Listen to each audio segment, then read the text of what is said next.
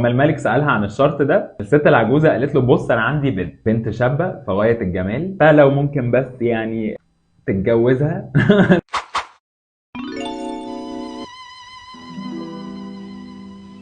كان يا مكان في قديم الزمان وفي مملكة بعيدة عاش ملك حياة سعيدة. الملك ده كان بيحب الصيد جدا وكان شاطر فيه قوي، وفي رحلة صيد من رحلاته العديدة وهو بيطارد فريسته سرح جوه الغابة لحد ما بعد عن الحرس بتوعه وتاه. بعد ساعات ومحاولات كتير انه يخرج من الغابة كانت الدنيا ليلت، ومرة واحدة لقى نفسه قدام كوخ صغنون. ما فتح الباب ودخل لقى واحدة ست كبيرة عجوزة قاعدة قدام حلة كبيرة جدا بتغلي فيها مية. طبعا احنا خلاص فاهمين ان ده ريد فلاج في القصص، بس هو مش فاهم لسه، هيفهم دلوقتي. ست عجوزة قاعدة تغلي مية في حلة، تبقى جعانه خطر وغالبا انت العشاء فاخلع. المهم الملك دخل سلم عليها وسالها اذا كانت تقدر تدله على طريق الخروج من الغابه. فقالت له اه طبعا يا جلاله الملك، عارفاه ده انا حافظاه صم، بس هو الحلو مستعجل ليه؟ قالت للملك ان هي الوحيده اللي تقدر تدله عن طريق الخروج من الغابه، بس بشرط لو نفذ لها الشرط ده هتقول له على الطريق، ما نفذوش مع نفسه غالبا عمره ما هيخرج من الغابه وهيموت من الجوع. واما الملك سالها عن الشرط ده، الست العجوزه قالت له بص انا عندي بنت شابة في غاية الجمال، هادية ما بيطلع لها الصوت وما تتخيرش عن أي أميرة في أي مملكة. حلم حياتها إنها تطمن على البنت دي قبل ما تموت، فلو ممكن بس يعني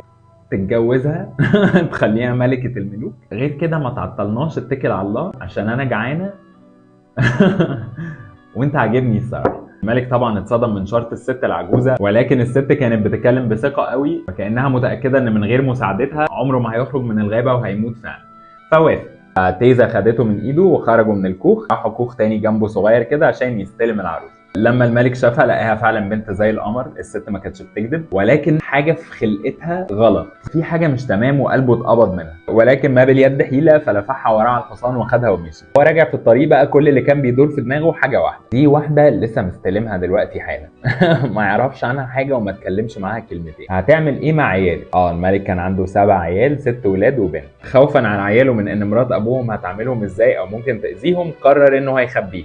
اكتشف بعد كده وتسيب له البيت تروح تقعد عند نادين. اما رجعوا المملكه خد عياله وقرر ان هيخفيهم في قلعه محدش يعرف لها طريق. القلعه دي كانت واحده ست عجوزه كبيره كده طيبه مديها له هديه. قلعه هديه. خد معك قلعه. اعطيله قلعه. المميز في القلعه دي ايه بقى؟ انها في وسط الغابه محدش يعرف لها طريق ولا حد يقدر يوصل لها الا بطريقه واحده. الطريقه دي كانت كوره قش سحريه برضو، لما اللي ماسكها يرميها بتتفك وتدله على الطريق للقلعه. لانه ما كانش جايب سيره لاي حد عن المكان ده، فده كان امن مكان يقدر يخبي فيه عياله من مراته الجديده. الملك خد العيال ال7 ولاده ال6 وبنته، وكان بيجي لهم يزورهم ويطمن عليهم كل يوم. فات على قد ما فات من الوقت والعروسه الجديده ابتدت تلاحظ غياب الملك.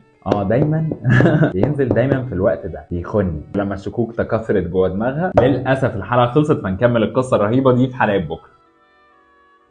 مش فارق معايا لو بيخوني، بس انا عايز اعرف اسمها ايه بس. وخدت بعضها ورجعت القلعه ولا كأن اي حاجه حصلت. ولكن خوفا من الولايه المهبوشه اللي في البيت بتاعت البيضه والحجر اللي اتجوزها، الاميره طلبت منه انه يسيبها تبات ليله واحده بس في القلعه لحد ما هو يرجع يتعامل مع الموضوع. لما الدار تبقى امان قول لي انا جايه. دي كانت اخر مره تشوفه في حياتك. باي.